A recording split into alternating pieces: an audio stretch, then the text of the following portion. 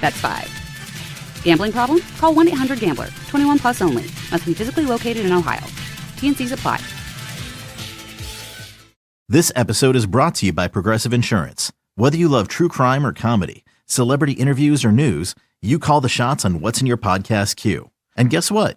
Now you can call them on your auto insurance too with the Name Your Price tool from Progressive. It works just the way it sounds. You tell Progressive how much you want to pay for car insurance, and they'll show you coverage options that fit your budget. Get your quote today at Progressive.com to join the over 28 million drivers who trust Progressive. Progressive Casualty Insurance Company and Affiliates. Price and coverage match limited by state law. In a world of endless notifications, there could be an important one you're missing. Your kidneys may be signaling an SOS. With high blood pressure or type 2 diabetes, your kidneys could be warning you of early signs of damage, which may put you at higher risk for events like heart attack or stroke. But there's a simple test that can help spot a hidden signal. Ask your doctor about a urine test called UACR to help detect kidney disease and heart risk early. To learn more, visit detectthesos.com today. Yeah, I'll go along and play along with this idiot. Yeah, for sure. Like, He's there. we're Rex in. is there now. Hey, Rex Hudler, how are you? Thanks for joining the show. Hey, great. Now, I answer to idiot. I answer to just about anything. Nah, I was calling my son the idiot. You know how that goes. Oh, wow. I got 3 myself. I do. I definitely understand that. But, probably I'm more of one than they are. But I do like to come on the air with you folks in Wichita and also share the love of the Royals. Well, this is you're on KFH. We carry the Royals games, each and every one of them, right here on KFH. Rex Hudler, our guest. So you're on with me, a longtime Cardinals fan. You're on with my son Jeff, a longtime Guardians fan, and then Jason Duda, sort of a baseball fan, more of the Blue Jays. But No. I was an Expos fan as a kid. So okay, Expo, I there watched you go. Rex. But of the Cardinals and Guardians, who do you dislike the most now in your current occupation? Hey, well, I played for all 3. Now, the Guardians, I was in their AAA and didn't wait around long enough to get called up. But I got to play in Montreal in 88, 89, and in 90, early in the season. Whitey Herzog traded for me, and I became a Cardinal for 3 years. That was fun. I love that. And then at the end of my career, I was 37 years old, and John Hart, the general manager then of the Cleveland Indians, hired me and said, "Hey, Hud, we want you to hit the left-handers when we go into postseason against the Yankees. We know you hit lefties pretty well."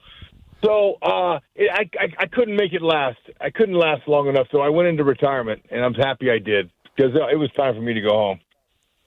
What is the number one conversation starter you get? Because, a guy like my age, I'm 41. I heard you many, many times on the Jim Rome show. Those were classic interviews. Obviously now with the Royals, I watched you play. And there was like a This Week in Baseball video that featured you had a diving catch against the Padres one time that Mel Allen talked over. So what do you think people most come up to you to talk about?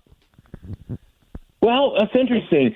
Not having a Hall of Fame career or even a great career, I mean, that can be debated. Although Mr. Steinbrenner, my first owner, and the sir who drafted me in the first round, 18th pick in the country in 1978, told me himself after I was broadcasting with the Royals and when my career was over, he said, "You had a great career." And I said, "Mr. Steinbrenner, thank you, but that could be debated by very many people, sir." But you know what? He goes, "Well, you got your 10 years in, didn't you?" I said, "Yes, sir. I got 10 years in the big leagues." And he says, "Less than 1% of ball players get 10 years in, so you had a great career." So I'm going to say, yeah, I had a great career. I would agree, dudes. Okay, Happy days. I agree. Listen, hey, now Cardinal fans remember me most for eating a June bug. And when I do remember that. Japan, I played ball in Japan, and I ate an earthworm, and I was there for one season. I finished 7th in the batting title race. I was the top 10, only American in the top 10 in hitting. We won the Japan World Series. I ate an earthworm, and that's what I'm remembered for, eating an earthworm. Those are good ones. So Have you crossed paths with? Career, yeah. have you crossed paths with former Shocker and former Royal Jamie Bluma, because he was known for doing those same things when he played here collegiately? You know, what a dude. I'm so blessed to meet him and know him now, but I didn't then. And you know, I am distinguished in Jamie's career for one thing, and it's not a great thing for Jamie. I was his first big league hitter in Anaheim he ever faced in the majors. Wow. And I hit the farthest home run I've ever hit in my life. And Mike Sweeney was sitting behind the plate. And Sweeney tells me today his ears are still ringing from the loud sound I got off of Bluma. And, you know, I found this out later that you said Bluma did stuff like that, like eating bugs. He was in a cow milking contest the day before or the day after I hit that home run off him, and I beat him in the cow milking contest. So I don't want to say I own Jamie Bluma, but I've had a good part of him. Well, Rex, I want to ask you about your time. I'm a Canadian from Canada, and the Expos as a kid, I was 14, 15 when you were playing there in Montreal. What did you enjoy about it? Did you enjoy it? And what's one of the memories you might have from being up in Canada, on or off the ball field? Is this Jason or Jeff? This is Jason. That's Jason. Jason, what a blessed opportunity I had. It was the last straw for me, basically. I was a 10-year minor league free agent, and I was supposed to have this great career, being a number one pick, 18th pick in the country. I was drafted ahead of a guy named Cal Ripken Jr., who went in the second round. So, I was expected to do all these great things. Just didn't work out for me for injury purposes. Being with the Yankees, Mr. Steinbrenner bought all of his players. So it was tough to get a promotion there. I spent 6 years in A-ball. That's unheard of in the modern day today. Even back then, that was a long time in the minors. So I called my friend Gary Hughes, who was the scout then for the Expos. He scouted me for the Yankees. And the late Gary Hughes, unfortunately, he's passed, but he's one of the greatest scouts in the world, ever was in Major League Baseball. And I called him and said, Gary, I still got some time left. I'm 33 years old, and I still got some time left. Will you give me a shot?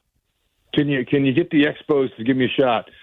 He said, yeah, Hud, I'll get you to camp. So I got the big league camp with the Expos and was ready, and it's in great shape. And I was getting married, so I wasn't playing for me anymore. I was playing for my future family. So I really turned on the Jets. And the Expos is what gave me my opportunity, my last opportunity, and I took it and literally ran with it. I remember stealing 23 bases before I got thrown out. I wanted to make a mark for myself. I was tired of getting my call-ups and being so timid and being scared when I got up there. I said, to heck with that. It's my turn now. I'm tired of the 10 years of the minors. It's my turn, and you guys are going to know my name by the time we're done. So sure enough, guy named Ozzie Smith, shortstop for the Cardinals, Hall of Famer. I went into to break up the double play, and he would throw the ball, turn a double play, and throw the ball and straddle the bag and up in the air in flamingo style. Remember, he was such a great acrobatic shortstop. And I remember sliding in feet first, and I came up and I had him on my shoulder. And I remember the two voices saying, that's Ozzie Smith, be careful. And the other voice said, slam his ass. So I slammed him right on his neck in Busch Stadium. And I remember running off the field in an Expo uniform, the Busch Stadium fans in St. Louis howling at me. I mean, they were appalled that I did that to their guy. They couldn't believe it. And so the next day in the newspaper, there was a picture on the front page of the sports section of me having Ozzie Smith, and it looks like I just took him off the ropes. I've never taken anybody out like that ever, and ever since. It's the only time I ever did. And so I got on second base that next night, and Ozzie comes walking over to me, and he said, hey, Rex, how you doing tonight? And when Ozzie Smith said my first name, he knew my name. That's exactly what I wanted. That's what I was playing ball for now, respect. And so the Expos gave me a shot, gave me an opportunity. I took it and ran with it, and then got 10 years in the big leagues. And so I love Montreal Jennifer and I lived there. We lived in Nuns Island. We lived on the south. I can't remember exactly where it was, but we lived there year round, and it was so special. And I loved the people. I loved it. I learned a little bit of a little bit of French. But what saved my butt in Montreal was my wife Jennifer could sing the national anthem in French because she was an opera major in school. And so when the French Canadian people listened to her sing a flawless anthem in French, one of the players, an American wife on the team, they freaked out and they loved Jennifer. Therefore, they had to love me. There you go. Rex Hudler is our guest, color analyst for Royals Television. So interesting, you ended up in St. Louis with Ozzie Smith.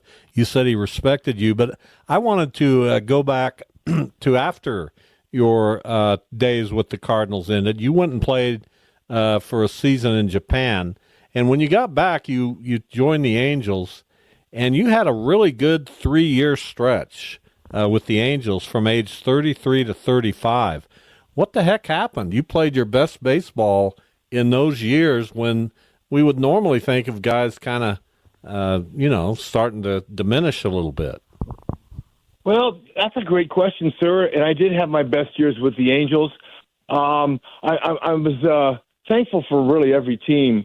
But, my goal when I got on the altar with my wife that I had prayed for, because I was a 10-year minor leaguer and I roamed and ran, I chased, I did everything that people think is cool as a baseball player, but that was unfulfilling. I had no joy. That didn't bring me any kind of happiness whatsoever. So why does that matter? Well, when I prayed for my wife and God has pointed her out to me, and He goes, "Okay, there she is. You got to catch her."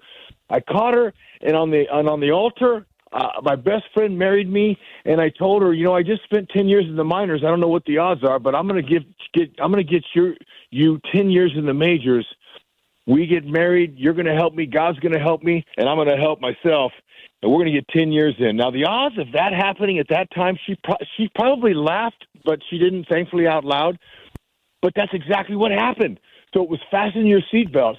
And so the opportunity came after my Cardinals was up. The Japanese bought my contract, and I just came off a season where I was making $300,000, which is a great summer job. Are you kidding? I know a lot of people would love to have that job, but the Japanese offer was $1 million to go play for the summer, and I freaked out. I couldn't believe it, that God would open up a door like that. So what do you want me to do, God? He said, "Hud, smile, be yourself, and go out there and let them see what an American ball player is like, and let them see the energy and the enthusiasm I've given you to play baseball." Really? I could do that. So I went there, got 500 at-bats. Like I said, we won the Japan series. It was a glorious year for me. My wife and I loved it. We loved the culture. We learned a whole lot about ourselves. They treated us like we were kings, like I was a star player. And then when that great, glorious season was over and I went home, they sent me a pink slip and they fired me. And I couldn't believe it. So in my prayers, I said, "God, I wonder why." I mean, he goes, "You wanted, I remember you told your wife you wanted 10 years in the big leagues. Well, you needed some brushing up. You needed to get better. So I sent you to Japan to get 500 at-bats and pack your bank and to get better.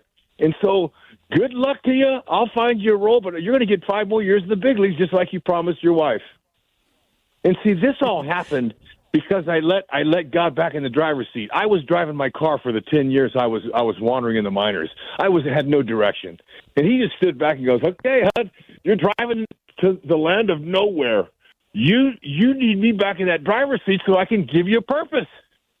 So that's exactly what happened. I came, got better, and the ball looked like a beach ball when I was facing American pitching, big league pitching again, and I killed it. And I became the player that the Yankees thought I would be when they drafted me, 15 years ago or however many years ago that was. So I persevered. I got help from, like I shared with you, the help I got. Just so happy to do something that I love, and now broadcasting, it's the second best job in the world. So, yeah, we got to talk Royals before you go. Specifically, I want to know, because you have been just about everywhere in this game, what do you think about the Midwest, Kansas and Missouri specifically, and what does the Royals organization come to mean to you? We don't have enough time for this answer, guys. What a beautiful place, man. And, my family, my dad's side's from Poplar Bluff in southern Missouri. That's where they're from. So my relatives are from here. Playing the 3 years in St. Louis, we had a good idea about the Midwest, how what the ice looks like in the winter, and what the summers are like in the summer. And so when this opportunity was presented, which was really unusual, if you didn't play for the team and they ask you to be their color commentator, something's not right there, because you want your fan base to know the guy, the broadcaster. Usually it comes off the field. But they didn't. Mr. Glass hired me because he was a Cardinal fan, number one, and he liked my hustle and the way I played baseball. And then number two, when the Royals games are over, he would listen to the Angel broadcast when I was broadcasting out in California. And he liked my style. And so he called me and said, "Hey, kid, I want you to be our broadcaster." And I said, "Wait a minute. You got 35, 40 ex-players that live in Kansas City. Why aren't you asking them?" He said, "Because I need somebody with experience. You got 11 years in a world championship out there in Anaheim, and you have positive energy. We need that here." So I said, "Gosh, well, if you're offering me the job, I'll take it," because I was out of work for 2 years, enjoying my life in Orange County. But, this opportunity has been amazing. They said, "Hey, you're going to have trouble because the fans aren't going to accept you because you didn't come from here." And they're very prideful here in the Midwest. They're prideful. They don't need somebody from New York or California to take one of their hollow jobs, and that's exactly what happened. But you know what? I just showed up, and you've heard of the term "winning cures all." That's exactly what happened to me. What a beautiful opportunity to share my love of the game and to let these people hear somebody who's real and is going to share it like it is and be honest. And then I got my job as the 12th. 2012, and then 13. We lost 94 games in 12, and in 13 we were 10 games over 500, and 14 and 15. Bam! Here we go, back-to-back World Series for a small market team like Kansas City. Are you kidding? So yeah, after a while, the people started saying, "Well, he's bringing us good news. I guess we like him." So they started liking me, and the team started winning, and man, was it exciting. I mean, the Chiefs have been great. We've enjoyed their parades, but there's never been a parade like the one we had. Man, that was fantastic. We're looking forward to doing it again. New ownership has come on. The Glass family sold. New ownership is here. They understand about the Royals. They're going to want to build a stadium downtown, and they want to get back to the promised land. So the owner said, we can't let our fans go through another 106-loss season. So he opened up his pocketbook and said, "Get us some guys."